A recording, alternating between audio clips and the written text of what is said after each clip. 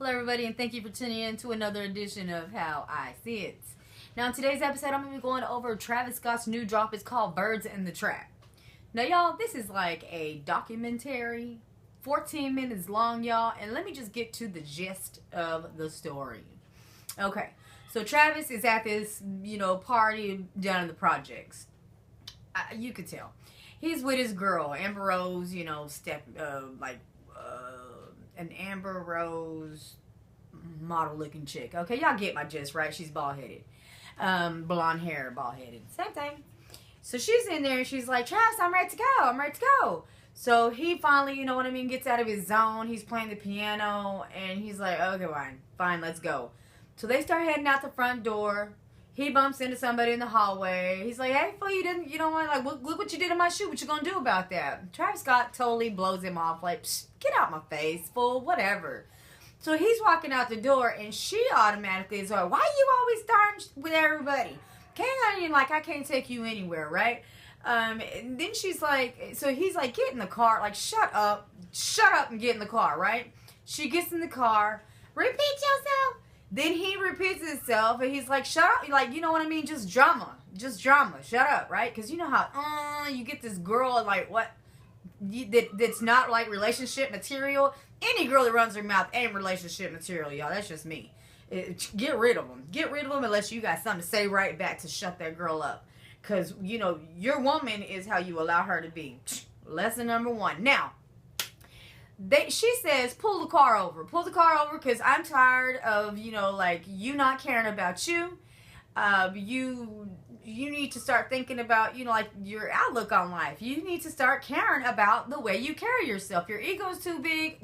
So anyway, he pulls over like, bye, Felicia. He gets her out. She gets out the car, slams the door. One witness sees that. A girl gets out the car and he just burns off, right? So afterwards, he runs into his boy, not more than a block down. The two guys is out there like, I don't know. You know how people stand outside the pawn shop? It's a dead pawn shop. And so one of the guys like, yeah, man, can you give me a ride? Because everybody that stands on the corner and you pull over like you got some business with them, you gonna take them somewhere. They always need a ride, y'all. Always needs a ride. And if you don't know, you gonna know whenever you pull over. Hey, what's up, fool? Can you give me a ride down the street to my sister Karen's house? Yeah. No gas money, no nothing. Okay, so anyway, he takes this fool, drops him off. What happens is when he's pulling off, I'm assuming no more than another block down. I say block later, y'all. Just keep up with me. And this little girl in a white car. This little white girl. Look at. White girl in a green car. Okay, you can't say that too fast because it just gets tongue twisted. Runs into him from the side. Now from the scene, and we've all been in a wreck like that before. If we haven't been in it, we've definitely seen it. Everybody survives, y'all. Everybody survives. Ain't nobody was hauling butt down the street. None of that was happening. It was just, I guess, eyes on your cell phone. I don't know. Anyway, keeping it going, y'all.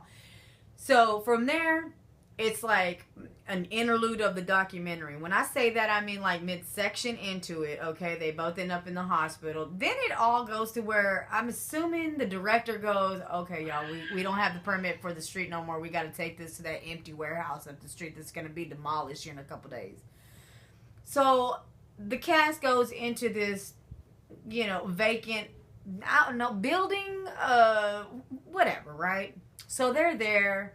Then you have the cars parked. I'm not even sure. It doesn't look like the cars that they got into wrecks with. It looks like it's just a demolished indoor,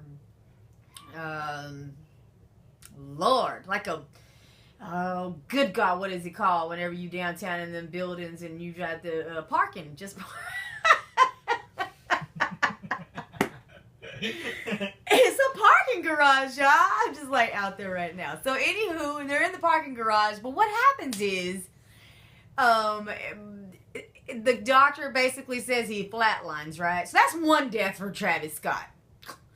Then we get into it, okay? Because to me, and I've said this in the past, y'all, and I don't really care about haters. Go on, hate on me. I don't care. You watching my video. But what it is his poetry is like, you know, knick-knack, paddywhack stuff. Like, I mean it. I mean it. I don't know where the talent is coming out this kid. I don't know. I don't know, y'all. All I do know is I've seen him with Kylie, okay?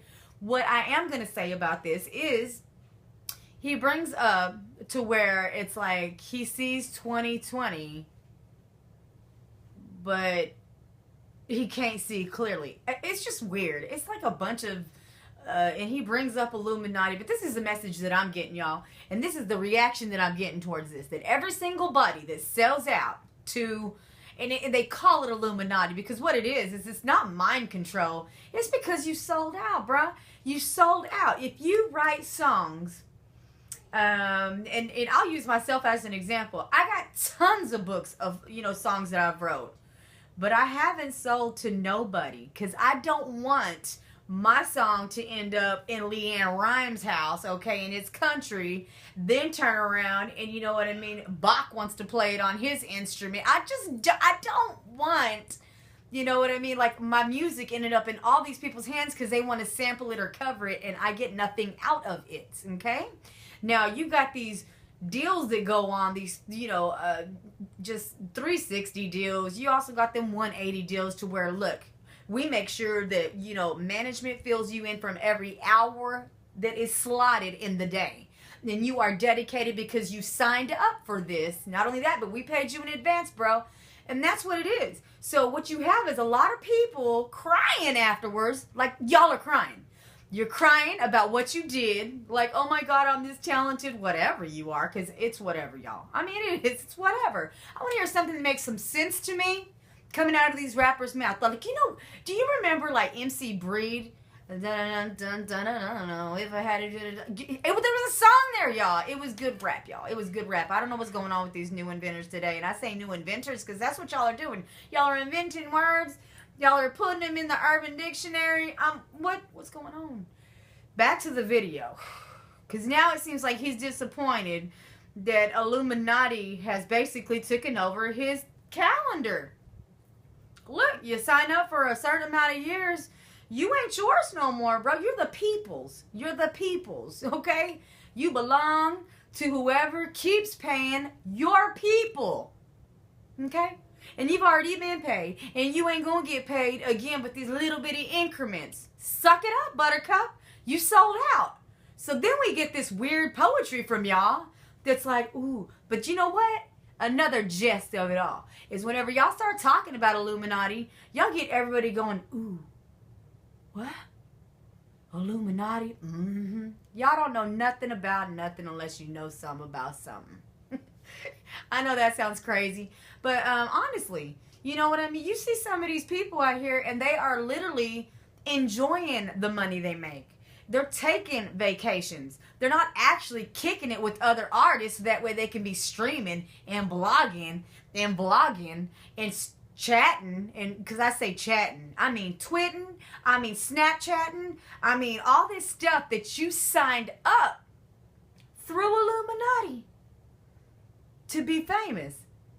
So this is on your daily agenda.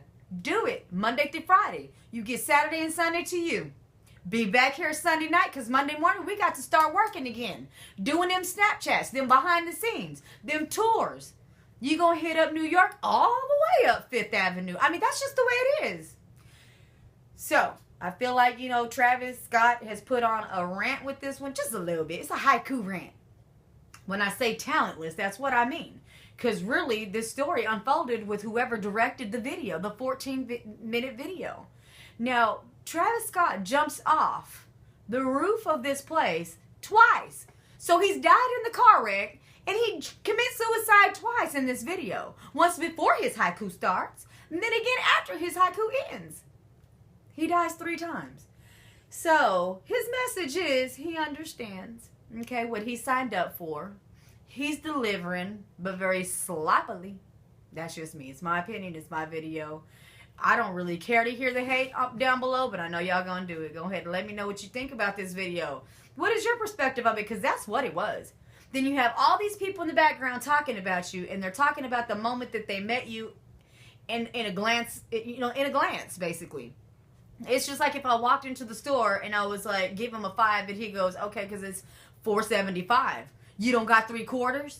So that interaction gets played, you know what I mean, later whenever I'm assuming that a news reporter is getting people's story on the street on what happened when the wreck unfolded. So what happens is they're going through that one block that he rode down, right? And they're getting people's, like, their perspective on what happened. Did you see what happened? So there's like 5 people that give their story, and all of them are really conflicted. The guy that sold him a hot dog, he was like, he's a nice kid. He did none of this, like, this did not deserve to happen to a sweet kid like this. The only person that gave him, 2 Fs. You had the homeless guy with the basket, straight gave him shade. My life deserves to be lived because of people like him that think he's more important than me.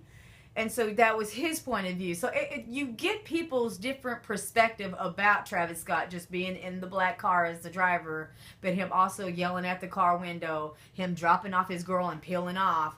There was a lot of things that subjected to the ending of it. And I think that all the first half of the video was about is really the way people will talk about you, and one interaction, they grab something from it and they make a story, like me. I get one reaction out of you, or I see what you do, and then I turn around and I put it into words because it's an impression to me. That's that first impression. So that's what's happened.